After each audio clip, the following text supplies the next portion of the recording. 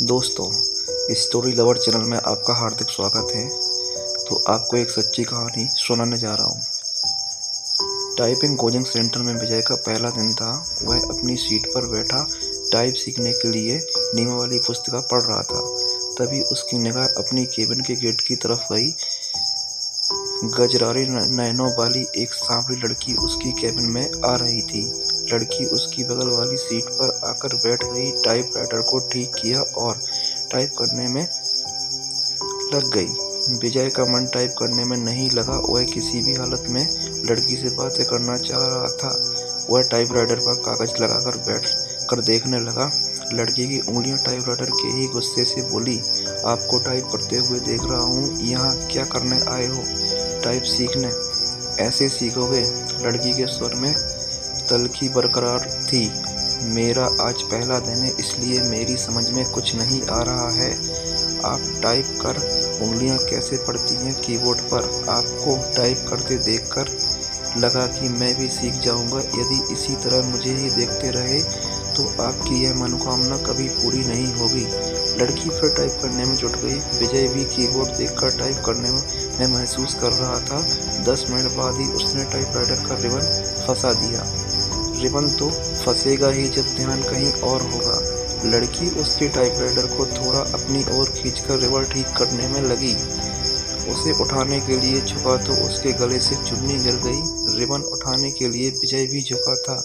उसकी निगाह लड़की पर पड़ी। लड़की के उरोजों पर चली गई।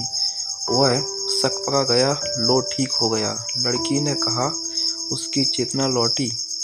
लड़की फिर टाइप करने में लगी। वह लड़की से बात करने की ताक में लग रहा था, मन नहीं लग रहा था। अचानक लड़की ने उससे पूछा तो वो दंग रह गया। लगता है कि सीख भी नहीं पाऊंगा। आसार तो कुछ ऐसे ही दिखते हैं। आपका नाम? विजय ने बात को बढ़ाने के लिए सवाल कर दिया। सरिता अच्छा नाम है, लेकिन मुझे इस नाम से नफरत है। क्यों? कोई एक कारण तो बताएं। यह कहते हुए सरिता अपनी सीट से उठी और पर्स कंधे पर टांगते हुए केबिन से बाहर निकल गई। विजय उसे जाते हुए देखता रहा। उसके जाने के बाद उसने टाइपराइटर पर नजर डाली। टाइपराइटर ख्यालों ही ख्यालों में पैदल ही कई किलोमीटर घूम आता। अपनी इस स्थिति के बारे में उसने अपने एक दोस्त को बताया तो उसने कहा, गुरु, तुम्हें प्यार हो गया है। दोस्त की बात सुनकर उसे अच्छा लगा। अगले दिन विजय ने सरिता से कहा कि आप एक कविता लिखो। चाहता हूँ कि आप। इसी दिन से विजय हवा में उड़ने लगा। रातों को छत पर घूमने लगा, तारे गिनता और उनसे बातें करता। चांदनी रात में बैठकर कविताएं लिखता। गर्मी में धूप उसे गुनगुनाने लगी। दुनिया गुलाबी हो गई, जिंदगी गुलाब का फूल, आंखों में नींद गायब हो गई। दोस्तों, यह कहानी का पहला पार्ट था।